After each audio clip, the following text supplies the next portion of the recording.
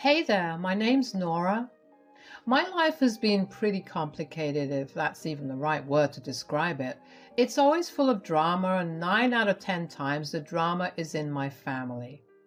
Now, I don't have a big family, so you can imagine that it's mostly just a few individuals instigating things constantly. One of these individuals happened to be my grandpa, and this is the story of how my grandparents got divorced while being on two separate continents. I have a very close, almost parental relationship with my grandparents. You see, my mother got pregnant when she was 17.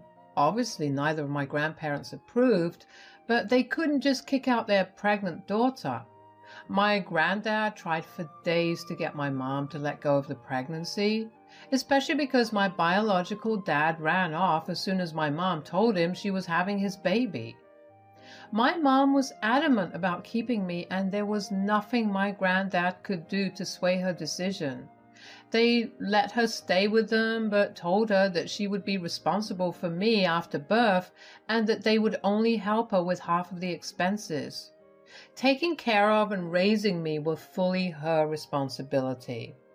Well, apparently my mom was more than ready to graduate high school and then become a full-time mom while working part-time.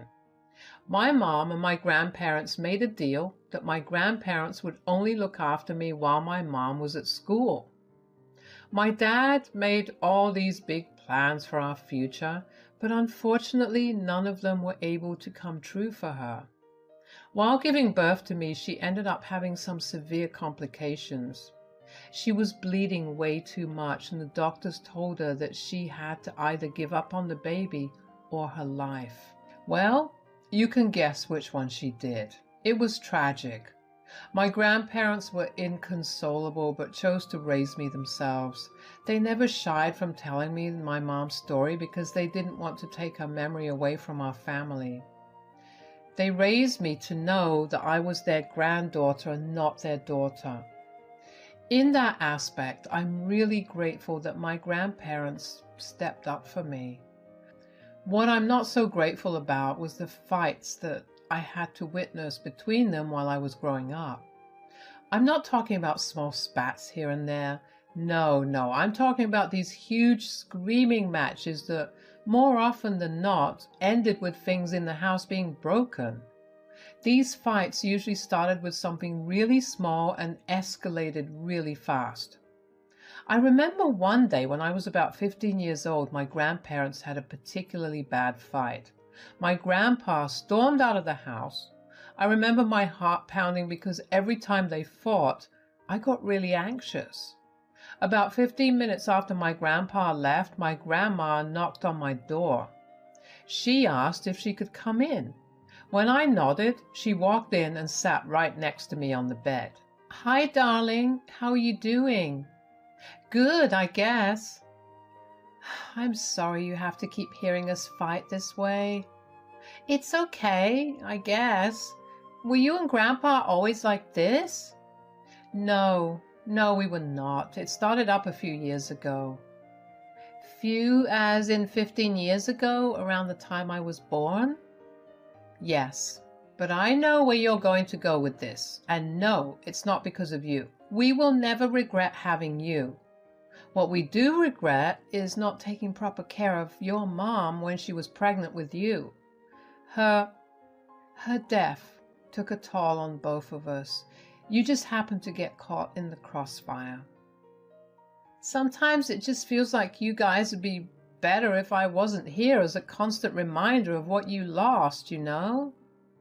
"Oh, honey, never ever think like that. I can assure you that I have never once wished you weren't a part of my life. Raising you has been the one thing that has kept me going, and it'll be the thing that will keep me going till the end of my time." "You sure?" "Absolutely, honey. I love you, and that will never change, okay?" While that conversation helped me deal with my emotions, it didn't really help my grandparents' relationship. They continued to fight like cats and dogs. My granddad would spend most days out of the house than in. I never knew where he was going, but somehow every time he returned home, he would seem a lot more mellowed out. He wouldn't pick a fight with my grandma for a couple of days, which was honestly a record in our house. This cycle continued for the next couple of years, except I noticed how it was always my grandpa instigating these fights over the years. My grandma got quieter. She didn't respond to any of Grandpa's jibes or insults. That only infuriated Grandpa even more, which meant he left the house to go spend time wherever else he usually went. Under usual circumstances, I would have been happy that my grandparents weren't fighting as much, but this wasn't a mutual change.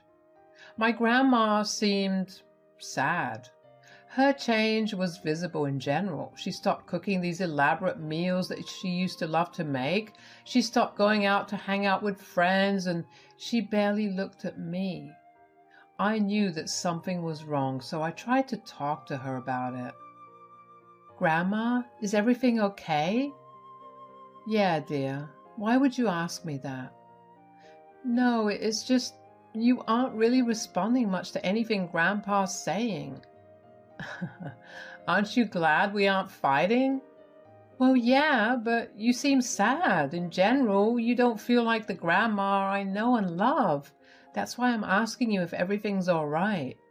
"Well, I would love to lie and say that everything's okay, but I don't like hiding things from you." "What happened? How bad is it?" "It's pretty bad, but again, I don't think you're old enough to know." "What happened to not wanting to hide things from me? Plus, I'm 18. "I don't know. Forgive me, my head's too much of a mess right now to keep track of what I'm saying." "Is there any way I could help you out at least, Grandma?" "I'm afraid not, but don't focus on it. I'll be fine. I just need some time to process everything." "If you're sure." "Yes, dear. Just focus on getting into a good college and living your life." I did as she wanted. I felt bad that I was ignoring her, but no matter how much I tried to talk to her, she always brushed me off and told me not to worry. I focused on my college applications, and eventually I ended up getting into a great college in the same state, but a couple of hours' drive away. Grandpa had gotten really angry with my grandma and had left the house for nearly a month. At that time, Grandma helped me find a place to stay at and helped me settle in for college. I was upset with Grandpa, but he never viewed me as someone who could hold opinions. If I ever tried to talk to him, he would tell me to stay in my place and not interfere. And I guess that was the way things were for the next 2 years. Grandpa barely kept any contact with me. It hurt, but after a few months, I kind of got used to it.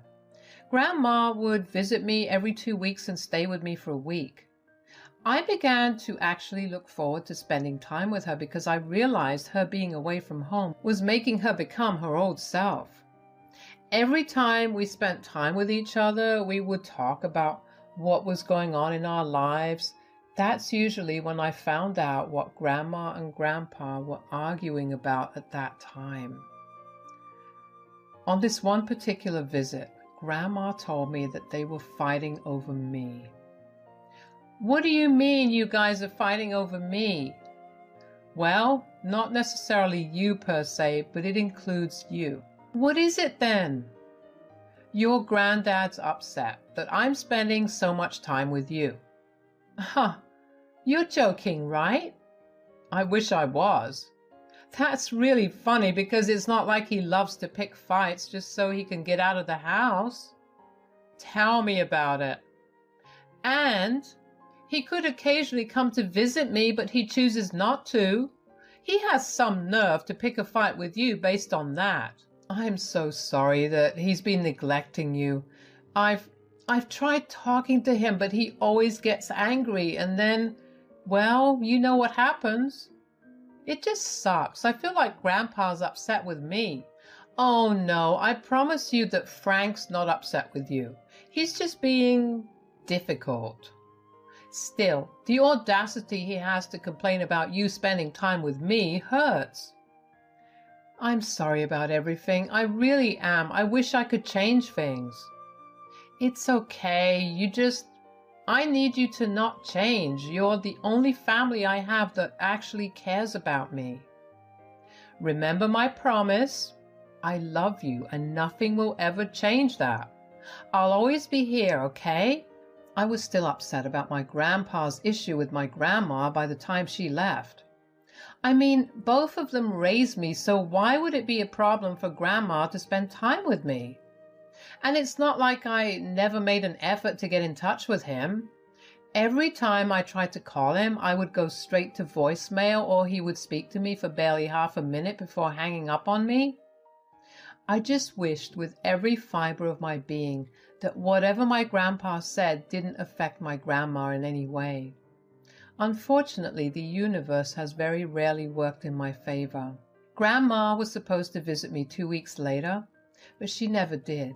I thought that things might have gotten bad at home, so she would come visit me a week later, but that never happened either. I tried to call back home, but no one answered. I got scared. I was in the middle of my midterm, so I couldn't even leave to go back home. But as soon as I gave my last midterm, I rushed back. I walked into my home and was shocked by the state of it. It was a mess. There was shattered glass everywhere. The few dishes that weren't broken were dirty and unwashed. There was dust collected on every surface. This was never what the house looked like. One of my grandparents always cleaned up after a fight. I walked around the house just taking in the sight of it. I walked up to my grandparents' bedroom and saw my grandma just sitting in bed, staring at a framed photo of her and Grandpa from when they were younger. Grandma? Oh, Laurie, oh my gosh, you almost gave me a heart attack. Sorry, I was just worried. You didn't visit last month and no one was picking up the phone. I'm sorry, dear. A lot has been going on here and I wasn't in the right mind. Why won't you just tell me what's wrong? You've been suffering in silence for years and I can't take it anymore. Just tell me, please. Well, I guess you're old enough. It's embarrassing, okay? Grandma, we're family. Nothing's embarrassing for us. You're right, I guess. You remember how you asked me a couple of years ago before you got into college why I was so upset? Yes? And you know how Grandpa leaves to go somewhere every time we have a fight? Yeah, where does he go off to? Apparently his mistress's house. What? Come again? I found out a while ago. I found emails between the two of them. I just didn't know how to process it. I can't believe him. I mean, I knew we were fighting a lot and nothing good would come out of that, but this was a whole new level of pain. Why haven't you left him? Because he wouldn't have any place to be. I know I sound stupid, but we signed prenups before getting married. Everything is in my name. Poor man won't have anywhere to go. I don't know whether to feel pain or anger. Just promise me that if he does anything too bad, you'll leave him. But what if he has no place? I don't care. You deserve better than this. I guess you're right. I stayed with Grandma for that week. Grandpa wasn't there. I was grateful for it because I really didn't know how I would react to him. I helped Grandma clean the house up and listen to her rant about her feelings. It hurt me to see my grandma crying. I hardly ever saw her cry, but the few times I did see her cry, it was only my grandpa that was the reason. It sucked that he was always the reason for all these negative emotions. I wanted to stay another week so I could catch Grandpa and give him a piece of my mind. But Grandma insisted I go back to college and work on my own things. She promised that she would come to visit me in 2 weeks. I went back to my flat, but I couldn't help but feel the need to track down my grandpa.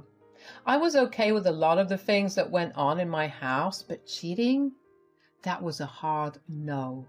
I hated that Grandpa was putting Grandma through that, and Grandma was almost too nice about the whole thing. If I was in her place, I would have let go of Grandpa as soon as I found out that he was cheating on me. The next week, I spent all my time catching up with all the classes I missed. I stayed up most nights to catch up and even get a little ahead of every class. That weekend, I decided to try and catch a little catnap to prepare myself to stay up all night. Right as I was about to fall asleep, my doorbell rang, and it kept ringing until I got to the door. I was already cranky because of tiredness, and at that moment I was so close to knocking whoever was outside my door unconscious. I opened the door ready to yell, but stopped dead in my tracks when I saw my granddad standing there. My grandma was standing right behind him. She looked like she had been crying, and she refused to look at me. "Grandpa, how come the sudden visit? Did you suddenly remember me?" "Spare me the drama, Laurie. I'm here to drop her off." "Grandma? Why?" "Oh, so you suddenly don't have time or space to spend on your grandma?" "Okay, that's enough. You have no right to talk to me like that when she was the only one who actually cared about me." "I don't care. I'll be back in 8 months. Take care of her." Wait, hold up. Where are you going?" "A world tour with a friend who's currently waiting for me at the airport. Bye." With that, he left. I ushered my grandma inside. I carefully took her bags out of her hands and kept them in the spare bedroom she always used whenever she stayed over. I hugged her and just let her cry for a while. I made her a hot bath and just let her relax. I figured the last thing she wanted to do was talk. Even though my curiosity was killing me, my grandma's well-being came first. After I was sure Grandma was doing better, I asked her what was going on. "So, this friend that Grandpa's going on a trip with, is it his mistress?" "Yeah. I wish this wasn't my life, but here I am." "I don't mean to be that person, but why didn't you stop him? I mean, there should have been something you could have said or done to stop him." "You know what I realized on the drive here? You were really, really right. I deserve better than this. I've given my all to this man, and in return he's broken my trust and made my life miserable. I needed to do something worse for him." "What are you talking about?" "Oh, I'm going to make sure he never comes back. He'll rot wherever he's stuck. And the best part is I know that his mistress is only with him for the money. Once that money goes, so will she. He'll be left all alone." "I like this plan. I'll help you in any way possible, but for now, you need to get some rest." We spent the day just lazing around and watching some stupid reality TV. We cooked our favorite meals and talked for a long while. I was glad to have my grandma back. The possibility of getting revenge brought about a new surge of energy in Grandma, and I loved to see it. The next day, we got to work on our plan. Grandma told me that Grandpa was using money from their joint account to fund his trip for him and his mistress. I didn't think Grandpa could shock me anymore, but I was clearly wrong. I wanted to find him and yell at him until my throat was sore. Grandma felt the same, but she had already been doing that for years. She decided instead to withdraw all the money from the joint account. Every investment they made and every asset they bought through their joint account, she sold over the rest of the week. By the start of the next week, Grandpa would have nothing for himself. Based on his transactions, we knew that he was in Sri Lanka. Well, we wished him all the luck in the world getting out of there. Grandma contacted one of her many lawyer friends and started the process of filing for divorce. She also had lawyer friends in Sri Lanka. She contacted them to have the divorce proceedings legal either way. Her lawyer would have the papers sent to that lawyer's office in Sri Lanka. Through their contacts, they would track Frank and hand him the papers. Grandma and I were upset by everything we had to do. We were letting go of someone who was an important part of our lives, just because he wanted to satisfy his desires, he let go of an entire family. We didn't have to wait too long to hear news about Grandpa. The lawyer in Sri Lanka told us that they had managed to track down Grandpa at a hotel while he was arguing with the hotel receptionist about his card payment. He was escorted to the police station where the lawyer presented him with the divorce papers. Grandpa apparently threw a whole tantrum and asked to contact Grandma, but the time difference made it impractical. They had him sign those papers and let him go. The lawyer had a PI follow Grandpa around.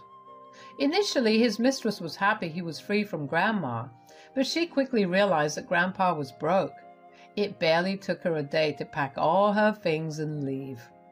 Grandpa tried to contact us, but we never picked up any of his calls. It hurt to do that to him, but he had been hurting Grandma for much longer.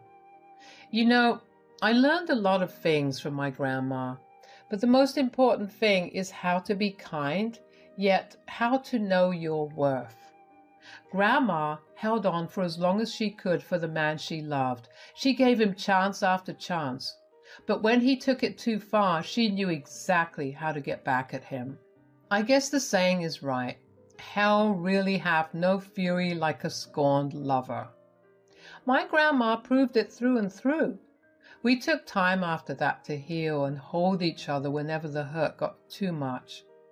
We didn't care to find out how Grandpa got back, because even if he did, he would not be able to live where he used to.